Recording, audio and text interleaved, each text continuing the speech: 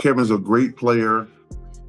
I think that his legacy is complicated. You know, I don't like any guys who join super teams. I'm biased against LeBron when it comes to comparing him to Michael, joining Dwayne and those guys. Because, you know, when we had this debate, and LeBron's amazing and spectacular, but I was like, Michael didn't join anybody. He just kept getting his ass kicked and got bigger and got stronger and finally knocked the wall down. You know, there's no turn it on here, turn it off here. It's just 110% at all times. So, you know, if I burn out, I burn out. Pierce had it poked away, stolen by Jordan. Lojas down on the floor. It's here's to Humphries. 4 to shoot. Humphries 3. You like the idea. Jordan coming up with the steal. Oh, look again. at that. The 40-year-old dives to the hardwood. And, you know, Kevin, who's a great player, you know, other than the fact when he joined the Warriors, he hasn't been successful anywhere else. And I don't hold that against him, but he wants to be considered in that list. He's not on that list. One joke on a podcast just destroyed Kevin Durant and LeBron James' credibility. They sat there laughing like clowns, mocking the greatest player to ever touch a basketball, Michael Jordan, joking about one of the darkest moments of his life like it was comedy night.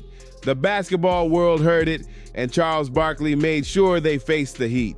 What he said on live TV didn't just defend MJ, it tore down the fake image today's so-called superstars love to project. It might not be in the team's best interest, in your best interest, to play all 82. Is that something you thought about at all since you made the goal? Man, that's a goal, but yeah, we'll see. I'm available to go and be in the pro. If OBJ shows up, he might score 100. We come to practice, he's on one leg. Like he was hurt the second year, he was on one leg the whole year and played 82 games. Like, and so he practiced every day and he played every game on one leg. And so you're like, man, MJ, why don't you just sit up? How can I be the leader of the team and sit out and y'all going through all the credit? I gotta be there. I twisted my ankle and I had a teammate, David Greenwood. He says, you know, you twist your ankle, young fella, come over and sit with me. You know, this is, you need to. I said, no, man, I'm trying to make a name for myself. There's no way I can sit. You know, I need to get out there and show what I'm capable of. I want to play. I want to win. I want to make an impact. And it's just basketball. At the end of the day, it's just basketball. Hello? You play to win the game. You don't play to just play it. LeBron James started that Mind the Game podcast, claiming it was supposed to be a place for real, deep basketball talk between players. But anyone who's actually watched it knows that's cap. Every few episodes, they sneak in little digs at the legends who came before them. And the one name they just can't seem to stop bringing up, Michael Jordan. They're obsessed. When Kevin Durant came on as a guest, the conversation turned to how mentally draining NBA life can get, how some players start to question if they still want to keep grinding year after year. Durant started talking like he was dropping deep wisdom, saying some players deal with the pressure differently. Then came the comment, the one that flipped everything upside down. Durant smirked and said, some guys decide they want to take a break and try baseball for a while, and others just push through and play 22 seasons straight. Boom! The room laughed, and LeBron nearly fell out of his chair cracking up. Everyone knew exactly who he meant. That baseball break jab, a straight shot at Jordan's retirement in the 90s, and that 22 season straight flex, a pat on LeBron's own back. You know what I'm saying? Because you know how hard it is. Some people say, I want to go play baseball. And you think it's funny? But the problem is, they completely ignored the truth. Michael Jordan didn't walk away from basketball because he was tired. His father, James Jordan, had just been murdered during a robbery. The man was grieving the most devastating loss of his life. Jordan left the game at his absolute peak, not because he quit, but to honor his father's dream for him to play baseball. That wasn't weakness. That was love and loyalty. So when Durant dropped that baseball line with that little smirk, he wasn't being clever. He was being cruel. He turned one of the most painful moments in Jordan's life into a cheap punchline just to sound edgy. And LeBron, sitting right there laughing like it's all good. That's just as bad. That's co-signing the disrespect, saying, yeah, this is funny to us. Let's not twist the facts. Jordan didn't retire after losing in the first round. He didn't choke in the finals. He walked away after winning 3 straight championships, a 3-peat. He was on top of the world and stepped aside while carrying unimaginable grief. Calling that quitting isn't just wrong, it's disgusting. And here's where it gets wild. The irony is insane. The two guys calling out Jordan, they've got some of the weakest moves in NBA history. Kevin Durant joined the Golden State Warriors right after they beat him in the playoffs, the same team that went 73-9, the same team with Steph Curry, Klay Thompson, and Draymond Green already dominating the league. That move will forever be remembered as one of the softest in basketball history. And when things got rough in Brooklyn, what did Durant do? He didn't dig deep. He didn't lead. He demanded a trade. Couldn't handle the pressure. And now these two want to laugh at Jordan, the man who built an empire out of pure competition, sweat, and pain. The hypocrisy is unreal. Then Durant went to Phoenix, and guess what? He wanted out again. This is the same guy throwing shade at Michael Jordan, calling him a quitter just because MJ honored his murdered father's dream. The audacity is wild, and LeBron, he's not much better. When things got shaky in Cleveland the first time, he packed his bags for Miami to team up with D. Wade and Chris Bosh. Then when that dynasty started crumbling, he bounced right back to Cleveland, and when that story got messy again, boom, off to Los Angeles. Every single time the heat turned up, LeBron found an exit door waiting for him. So for these two to sit on a podcast and laugh at Jordan for stepping away after 3 straight championships right after his father's death, that's not confidence, that's nerve, pure nerve. Durant even kept pushing the idea that the real achievement in basketball isn't rings or MVPs, it's playing 20 years. According to him, longevity matters more than dominance. Championships? Nah. Legacy? Nah. Just survive long enough and cash checks. And LeBron sitting there nodding like he just heard the gospel. It was embarrassing. To have a long career, that's the goal, to be in the league for 20 years. I tell you, that's the goal. You know, it's all about winning championships and winning. Artis Gilmore told me one time, he played for Chicago, he said, if you expect to play a long time in this league, you better quit mopping up the floor. And I thought, well, he's crazy because that's what basketball is all about. Bird takes it away from Wilkins, goes to the floor and gets it. Gets it up ahead. Yeah, I'm 10, 12 years in, I got 4 MVPs and 4 championships. Like, but do I still want to do this shit? You know what I'm saying? Because you know how hard it is. Some people say, I want to go play baseball.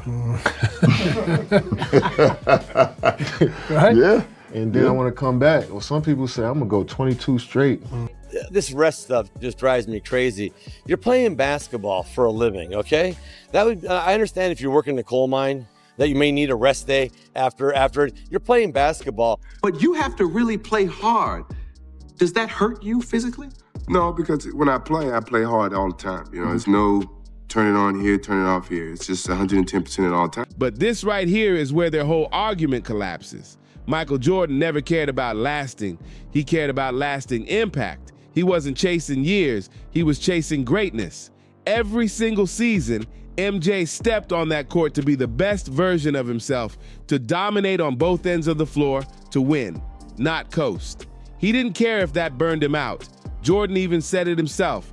If I burn out, I burn out. That just means my career's short and I'll go play golf. That's a mindset. Now compare that to what Durant just said. Playing 20 years is the goal. What? That's not greatness. That's survival. That's hanging around just to say you're still in the league. Jordan gave everything he had every single year. And look at the results. In just 13 full seasons, MJ won 6 championships, 6 finals MVP, 5 regular season MVPs, 10 scoring titles, and made 9 all-defensive teams. That's not just elite. That's near perfection, squeezed into barely over a decade of basketball. Now take Durant and LeBron combined. Between them, that's 39 seasons, nearly 3 times Jordan's career length. And what do they have to show for it? 6 total championships, 5 regular season MVPs, 6 finals MVPs, and a handful of scoring titles. All that time, all that hype, and yet combined, they still can't touch what Jordan did in a single dominant era.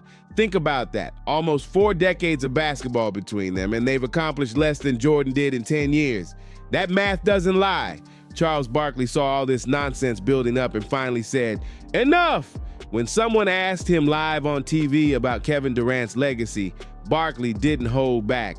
He went straight for the truth. He said, "Kevin's a great player, but his legacy is complicated."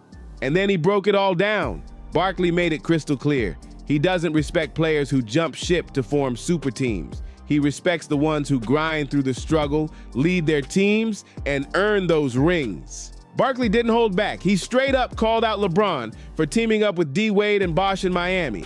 Then he hit him with the coldest comparison possible. Michael didn't join anybody, Barkley said. He just kept getting beat up, got bigger and stronger, and finally broke through. That line hit deep because it's true. Jordan stayed in Chicago through all those brutal losses to Detroit. He didn't run. He didn't form a super team. He took his beatings, came back stronger, and won. Then Barkley turned his sights on Durant. He didn't mince words there either. He said flat out, outside of Golden State, Durant hasn't been successful anywhere. Swept in the playoffs with Brooklyn, missed the playoffs completely in Phoenix. It's been one flop after another whenever he's not surrounded by stars. Every single time KD tried to lead a team solo, it collapsed. Barkley said it plain and simple. He wants to be in the GOAT conversation. He's not. No hesitation, no soft talk, just the truth. And the wild part, he said it on live TV. For the first time in years, someone with real credibility actually stood up and said what so many fans had been thinking but were scared to say. The LeBron and KD media wave had gone unchecked for too long, like they were untouchable.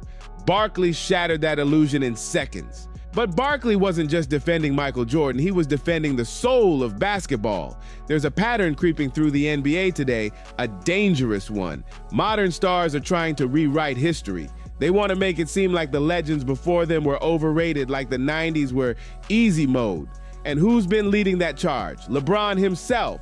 Remember when LeBron said, "We done with the 90s"? That wasn't some throwaway comment. That was him trying to brush off the entire golden era that built the foundation he's standing on. He's been doing this for years, chipping away at Jordan's legacy instead of building up his own. It's a slick move. Make the old look smaller so the new looks bigger. But the facts, they don't lie. Michael Jordan never begged for help. He never called up rivals to form a super team. He stayed where he was, fought through the pain, and earned his greatness. That's the difference Barkley was highlighting. Respect in the NBA isn't given. You earn it through blood, sweat, and resilience. And if you're going to throw shade at Jordan, you'd better come with a resume that matches his. Spoiler alert, none of them can. The disrespect hits even harder when you really understand Jordan's mentality about the game. When he entered the league in 1984, he played all 82 games as a rookie, every single one. That season, 40 players across the NBA did the same. Jordan averaged over 38 minutes a night. That's not just durability, that's obsession. And this was during one of the toughest eras ever. The league was physical. Fights broke out. Travel was brutal. Teams flew commercial. Most squads had one trainer, no fancy recovery tech, no days off. Practice was longer. The grind was harder. And yet guys still showed up. Fast forward to the 1999 to 2000 season. 58 players played all 82 games that year. Now, the numbers are embarrassing. In recent seasons, the league has hit all-time lows for player availability. Fewer and fewer stars play full seasons, even with all the advantages in the world. Private jets, elite medical teams, personal chefs, recovery tech, nutritionists, you name it. They've got everything, yet somehow they're on the court less than ever. Why? Because the mindset changed. Jordan once explained that he never wanted to miss a game because every night was an opportunity to prove himself, to show up for fans, to honor the grind. He said he thought about that one person sitting way up in the cheap seats who probably worked overtime just to buy that ticket. That's respect for the game. Meanwhile, LeBron, who's been in the league over 20 years, has only played a full 82-game season once, one single time. Legends like Larry Bird, Kobe Bryant, Tim Duncan, and Allen Iverson did it multiple times throughout their careers. But the self-proclaimed face of the NBA, once. And when LeBron decides to sit out games for rest, it sends a message across the league. If the biggest star can skip, why shouldn't everyone else? That's the problem Barkley was exposing. The difference between greatness built on grit and greatness built on comfort. Jordan didn't just dominate, he showed up every night, no excuses, no shortcuts. That's what made him immortal. And that's where the real problem starts. It trickles down. When stars start taking rest days like their vacations, the role players follow. Then the bench guys start doing it too. Before long, the whole culture shifts. Regular season games start feeling like they don't even matter anymore. And now, believe it or not, we've even seen players sitting out playoff games. That would have been unthinkable in Jordan's era. Back when Michael Jordan ruled the court, he set the standard. Players competed, they showed up. They played through pain, through exhaustion, through pressure that would break most people. Jordan once missed 64 games in a season with a broken foot. Management wanted him to sit out the rest of the year, but he refused. He came back on a minute restriction, but when the game got tight, when it was crunch time, he demanded to be on the court. The crowd lost it, roaring for him, and Jordan got his way. That's what leadership looks like.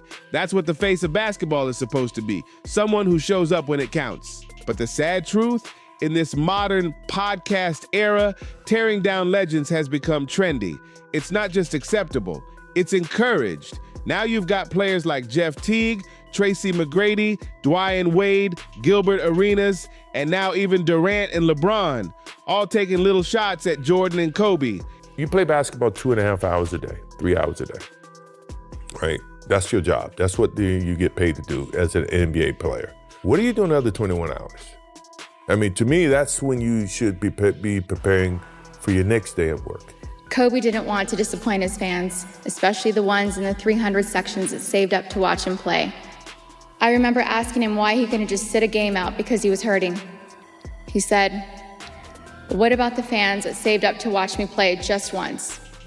He never forgot about his fans. Everyone's looking up at the mountain and realizing it's easier to throw rocks than to climb it. They're chasing clout by trying to tear down greatness. Jordan doesn't even need to respond. His legacy does the talking for him. His 6 championships respond for him. His flawless finals record responds for him. His highlights, those moments that define basketball, respond for him. But most importantly, it's his mentality that answers every insult. The same mindset that built the NBA into the global empire it is today. See, when guys like Michael Jordan, Magic Johnson, and Larry Bird dominated, they earned everything. They didn't just get handed money or fame because of hype. They proved it on the court first. When corporations came calling with those million-dollar endorsement deals, it was because they'd already conquered the game. They had results that backed up the image.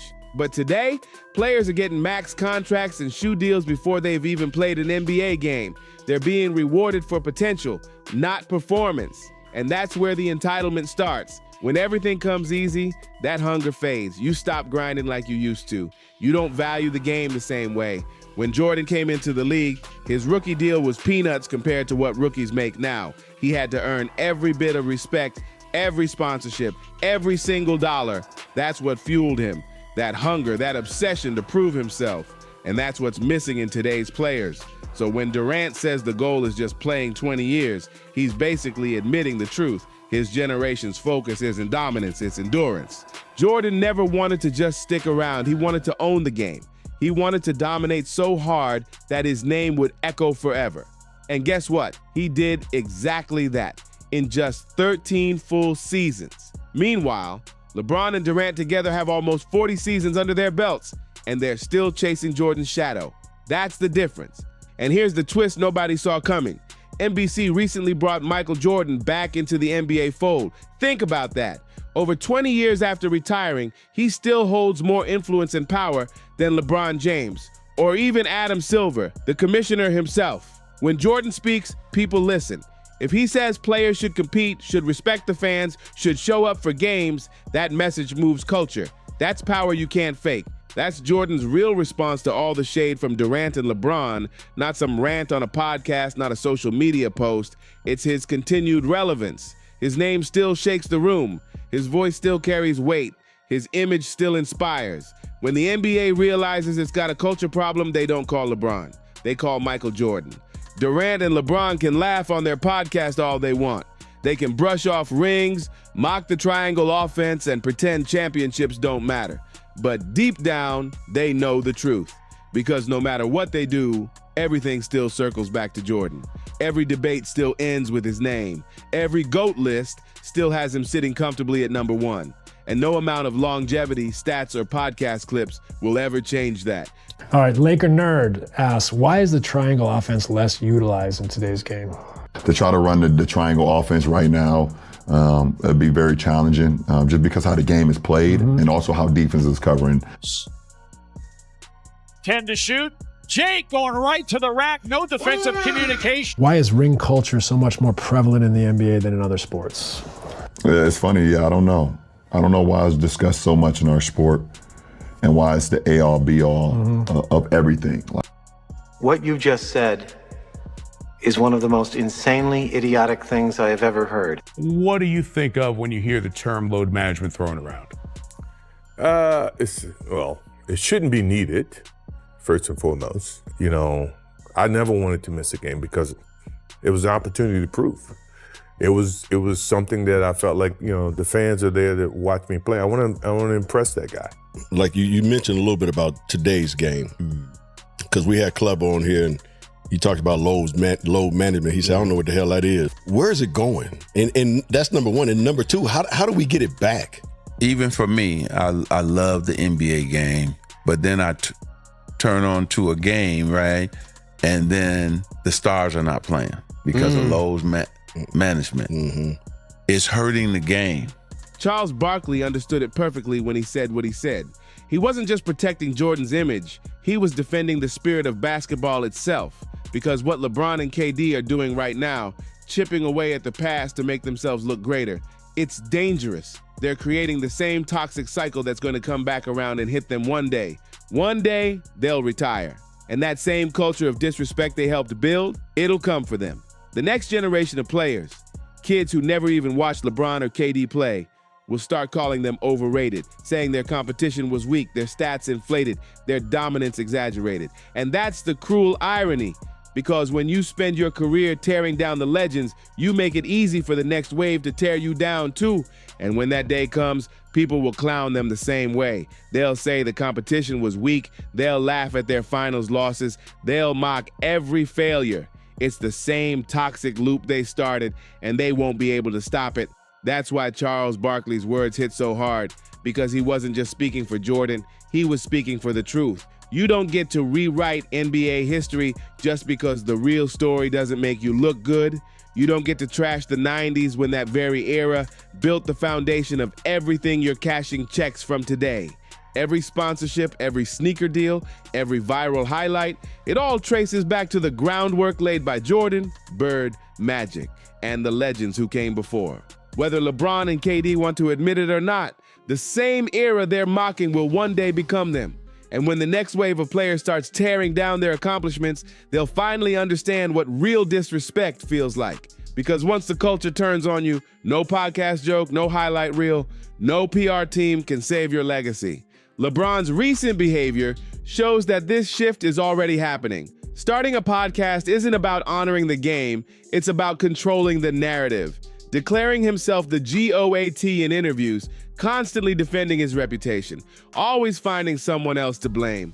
It's giving insecure energy, not legendary energy. After 20 years in the spotlight, people are starting to notice the cracks. And when he sits there laughing at Michael Jordan's pain like it's stand-up comedy, every chuckle chips away at his own legacy. LeBron's always been a master at manipulating the media, at steering conversations, but this time, the mask is slipping. You can't laugh at greatness and expect fans to forget. When truth, legacy, and emotion collide, no spin, no interview, no clever quote can protect you. Michael Jordan never chased 20-year careers. He chased perfection. Every single season was about dominance, winning titles, collecting MVPs, locking down both ends of the court, and leaving it all on the floor. If it meant burning out early, he accepted it. That's what separates true legends from stat chasers. In one podcast episode, LeBron James and Kevin Durant exposed everything wrong with today's superstar mindset. They mocked the very era that made basketball what it is today. They laughed at one of the most heartbreaking moments in sports history like it was nothing. They assumed no one would check them, but Charles Barkley did. And he didn't just check them. He reminded the world what respect really looks like. Because the GOAT debate was never just about rings or trophies or records. It's about how you carry yourself. It's about integrity. It's about what you stand for when the cameras aren't rolling. And in that department, Michael Jordan still runs the game by a mile. No amount of podcast laughs, social media buzz, or inflated longevity stats can change that. Greatness doesn't need 20 years to prove itself. It only needs one era of dominance, one unstoppable run, one standard that can never be touched. And Jordan, he had 13 of those years. 13 seasons of unmatched fire, discipline, and greatness that still define basketball today. So, what do you think? Did LeBron and KD cross the line, or is this just part of the game? Drop your thoughts in the comments because this conversation is far from over. If you respect the real history of basketball, the blood, sweat, and sacrifice that built the sport we love, hit that subscribe button, smash like, and share this video with someone who needs to hear it. I'll catch you in the next one, and trust me, you don't want to miss what's coming next.